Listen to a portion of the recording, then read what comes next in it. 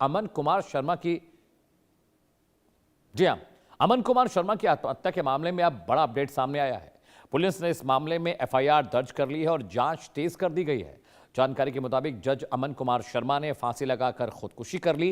Delhi police के मुताबिक मृतक जज के पिता की शिकायत के आधार पर थाना सफदरजंग एनक्लेव में एफआईआर संख्या 152/26 दर्ज कराई गई है। ये मामला धारा 108 और 61(2) के तहत दर्ज हुआ है। धारा 108 आत्महत्या के लिए उकसाने से जुड़ी हुई है, जबकि धारा 61(2) का जो है प्रावधान आपराधिक साजिश से जुड़ा हुआ है। शुरुआती जांच में जज अमन और उनकी पत्नी स्वाति में विवाद की बात सामने आई है। एफआईआर में मृतक जज की पत्नी जुडिशियल अफसर स्वाति मलिक और उनकी चचेरी बहन निधि मलिक पर आत्महत्या के लिए उकसाने का आरोप लगा है। तो देखिए, जज अमन की मौत के बाद पुलिस अलग अलग तरीके से इस पर इन्वेस्टिगेट कर रही है। एफआईआर दर्ज की गई है 108 की धारा में, 62/2 के धारा में, जिसमें आत्महत्या के लिए उकसाने की कोशिश और साजिश का मामला बनता है। शुरुआती प्राइमा फेसी जो इन्वेस्टिगेशन पुलिस ने की, उसके मुताबिक जज जो अमन है, उनकी पत्नी जो है निधि मलिक के साथ उनके बीच किसी बात को लेकर अनबन हुई थी, कुछ लड़ाई वगैरह चली थी उनकी, जिसके बाद उन्होंने इस तरह का कदम उठाया। हालांकि पुलिस ने यह बात कहा है कि ये ज़्यादातर प्राइमा फेसी जो ज़्यादातर जो इन्वेस्टिगेशन चली उसमें ऐसा लग रहा है कि ये खुदकुशी का मामला है। खबरों में आगे बढ़ते हैं। भारत रक्षा के क्षेत्र में मेक इन इंडिया के तहत लगातार बड़ी सफलता हासिल कर रहा है।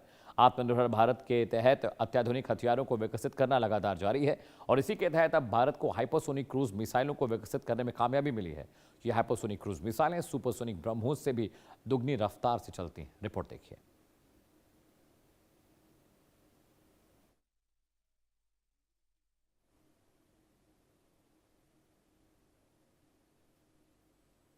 जी हाँ, हाइपरसोनिक क्रूज मिसाइल को दुनिया का सबसे तेज तर्रार हथियार माना जाता है और हाइपरसोनिक जो क्रूज मिसाइल है वो हवा की रफ्तार से 5 गुना ज़्यादा यानी मैक 5 की जो स्पीड है उससे भी ज़्यादा स्पीड से अपने टारगेट को इंटरसेप्ट करती है। और बड़ा मसला यह है कि इसे किसी भी रडार के जरिए पकड़ा नहीं जा सकता।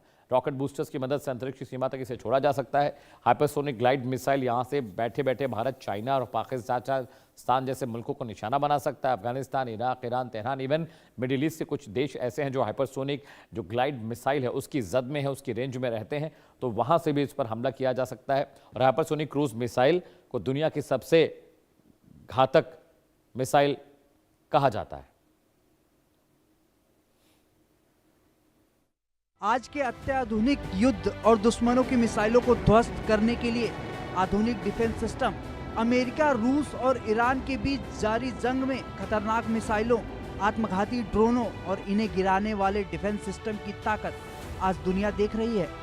लेकिन जरा सोचिए, एक ऐसी हाइपरसोनिक मिसाइल जो ना तो दुश्मन के रडार की पकड़ में आएगी, ना ही कोई आधुनिक डिफेंस सिस्टम उसे रोक पाएगी। ऐसी हाइपरसोनिक मिसाइल दुश्मनों पर कितना कहर मचा सकती है। भारत ने ऐसी ही हाइपरसोनिक एंटीशिप मिसाइल का सफल परीक्षण कर लिया है। भारत की स्वदेशी डिफेंस इनोवेशन में ये बड़ी उपलब्धि है। युद्धों की बदलती रणनीति को देखते हुए भारत लगातार अपनी रक्षा क्षमताओं को मजबूत करने और अत्याधुनिक बनाने में जुटा है। भारत की स्वदेशी रक्षा प्रणाली हो रही मजबूत। हाइपरसोनिक ग्लाइड मिसाइल से लैस होगा भारत। हाइपरसोनिक क्रूज मिसाइल भी बढ़ाएगी देश की ताकत। सुपरसोनिक ब्रह्मोस मिसाइल से दुगनी होगी रफ्तार। दुनिया का कोई डिफेंस सिस्टम रोक नहीं पाएगा।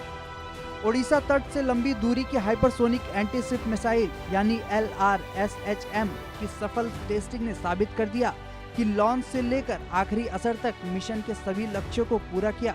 बीच रास्ते में किए गए दाव पेच को चकमा देते हुए अपनी रफ्तार की गति को बरकरार रखा। यह मिसाइल ब्रह्मोस की तुलना में और ज्यादा तेज होगी।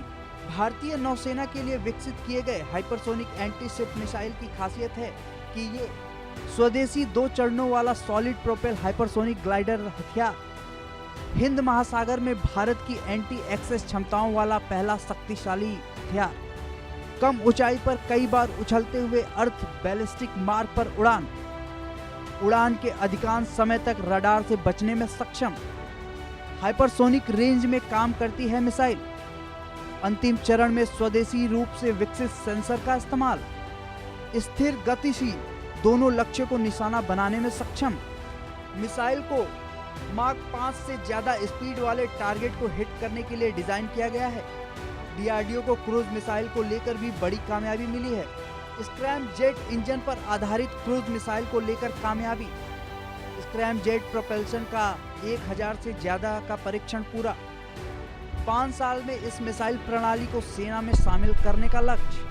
हाइपरसोनिक मिसाइल का ये जखीरा भारत के रक्षा क्षेत्र में मील का पत्थर साबित होगा। चीन और पाकिस्तान जैसे दुश्मन देश भारत की इस ताकत के आगे कांपते दिखेंगे।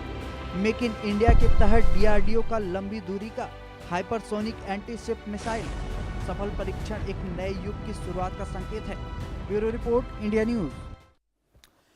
तो ये हाइपरसोनिक ग्लाइड मिसाइल क्या होती है, ग्राफिक के जरिए आपको समझाते हैं और बताते हैं और इसकी मारक क्षमता के बारे में आपको वाकिफ कराते हैं। जी हाँ, देखिए, रॉकेट बूस्टर की मदद से अंतरिक्ष की सीमा तक इसको छोड़ा जा सकता है, यानी इसकी रेंज बहुत ज्यादा होती है। समझिए, रॉकेट बूस्टर इसके propulsion के लिए, इग्निशन के लिए इस्तेमाल किया जाता है। अगले पॉइंट पर आते हैं। हाइपरसोनिक ग्लाइड मिसाइल क्या है, इसकी जानकारी हम आपको दे रहे हैं। जी हाँ, रॉकेट से अलग होकर अपने लक्ष्य की ओर यह मिसाइल बढ़ती है और रॉकेट से जो इसका स्क्रैमजेट इंजन है उसको पुश करने के बाद, थ्रॉटल करने के बाद उससे अलग हो जाता है और ये फिर आगे के सफर पर निकलता है। बिना किसी इंजन के ध्वनि की गति से 5 गुना तेज यानी मार्क 5 की रफ्तार से ज्यादा चलता है। मिसाइल का रास्ता बदलना बहुत आसान होता है। इसके नेविगेशन, इंटरसेप्टर जमीन से कंट्रोल होते हैं। ग्लाइडर मिसाइल को ट्रैक करना लगभग असंभव है क्योंकि मार्क 5 की स्पीड होती है जिसे कोई रडार नहीं पकड़ सकता। अब अगले ग्राफिक्स पर आते हैं। हाइपरसोनिक क्रूज मिसाइल क्या है, ये आपको हमने बता दिया, स्क्रैमजेट इंजन की मदद से चलता है। अगले ग्राफिक्स पर आते हैं सौरभ।